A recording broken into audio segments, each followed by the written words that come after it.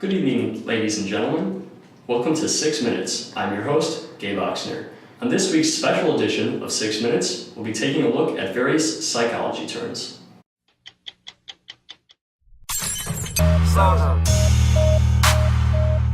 All the pretty girls stand up. All the pretty boys stand up. Pretty boys in the building. This right here is my sway. All the girls are on me. Sway. Up first, ESP, the mysterious science of extrasensory perception. Josh takes a look into the theory of ESP. Do you have ESP? I certainly don't. Or do I? The extrasensory perception, otherwise known as ESP, is the belief that a person can perceive information or manipulate objects by means that surpasses the regular 5 senses. So basically, it's a sixth sense that some people believe that they possess. This sixth sense can be divided into different subcategories that include telepathy, mind reading, precognition, predicting the future, clairvoyance, seeing events happening somewhere else, retrocognition, seeing the past, mediumship, channeling dead spirits, and psychokinesis, moving things with your mind. And now, I will demonstrate the power that I have of psychokinesis.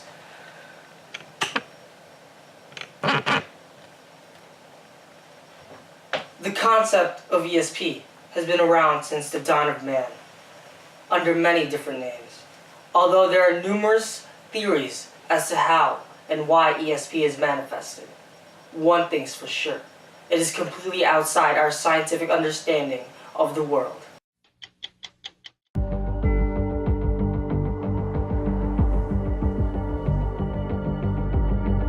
I've been driving a Lincoln since long before anybody paid me to drive one. I didn't do it to be cool. I didn't do it to make a statement. I just liked it.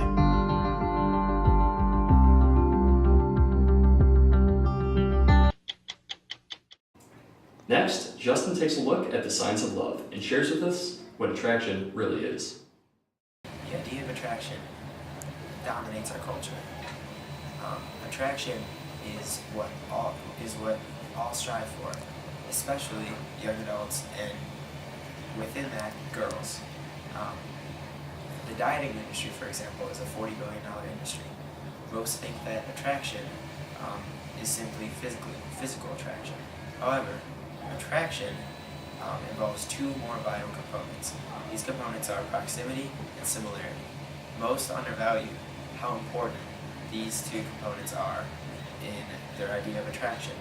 Today, we decided to ask around and see what people thought was attractive and what they looked for in people. So, Yvonne, what are the top 3 most attractive features you look for in a mate? Personality, which goes with confidence. What are you trying to do? Wait, can I say like 3 aspects of personality? Okay. Okay, alright, confidence, humor, and kindness.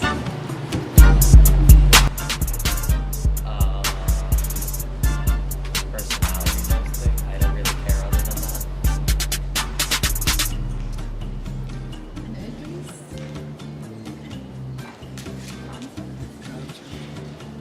Okay.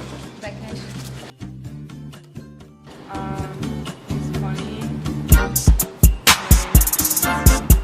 Well, actually, Eunice, my mom said I was all of those things, so do you think I'm attractive? Very.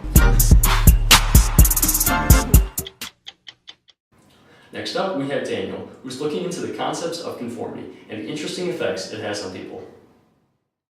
Conformity is the tendency to act like or think similarly to other people in a group or yielding group pressures. You may have heard of Solomon Ash's famous experiment. Well, today, I'll be conducting my own experiment. The first 2 people were told what to say, and the third, if everything goes to plan, will conform. Okay, everyone. My name is Daniel, and I want to investigate how many people can identify their dinosaurs. When I show the picture on the screen, I'd like each and every one of you to tell me what the name of the dinosaur is, starting with you. Yeah, that's definitely a pleiotropic source. Yes, a pleiotropic force. Very good. Now on to the next one. I believe that's a megalodontosaurus. Definitely looks like a megalodontosaurus. I agree, it's a megalodontosaurus. Okay. Now I will be testing everyone's skill in spelling. How do you spell fallacy? Phallacy. Obviously, P-H-A-L-L-A-C-Y.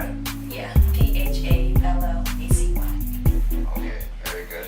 Now how do you spell bored? Bored. B-O-R-E-D. B-O-R-E-D. Thank you very much. As you can see, the third person always conformed to the first two people in each of the four trials. Even in the last one, I did not mean B-O-R-E-D, I could have meant B-O-A-R-D. Looking for a new Honda Civic you can afford? Get Rohrmanized! Looking for the Midwest lowest price on a new Honda? Get Rohrmanized at Bob Rohrman Schaumburg Honda. I'm Bob Rohrman, and we're closing out all new 89 Hondas with incredible year-end deals. This week only, we're giving up to $2,000 cash back on all remaining 89 Accords back. That's what Rohrmanizing is all about. Bob Rohrman. Bob Rohrman Schaumburg Honda, Gulf and Plum Grove. To conclude, I take part in an interesting interview with famous psychologist Dr. Zimbardo. Good afternoon, Dr. Zimbardo. Dr. Zimbardo is my father. Call me Philip. All right, Philip, I'm Gabe Ochsner with 6 Minutes. Would you mind sharing a little bit about yourself with the audience? Well, I'm a famous psychologist best known for my prison experiment at Stanford University. Yes. Would you mind telling us a little bit about that experiment? Sure. Well, the experiment took place in August of 1971 at Stanford University. The purpose of the experiment was to find out some of the causes of conflict between guards and prisoners. Using college students, we randomly divided them into groups of prisoners and guards in a makeshift prison in the basement of the psychology department. To my surprise, the students soon completely took on their roles as guards and prisoners. Prisoners began rioting when the guards began taking an authoritarian approach to disciplining them. And what did you conclude from your experiment, Dr. Zimbardo?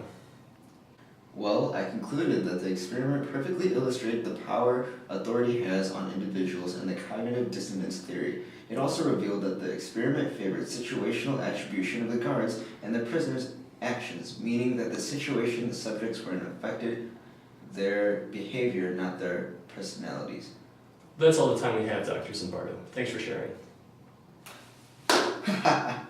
My pleasure, Gabe. That's all the time we have today. Thanks for joining me on this episode of 6 Minutes.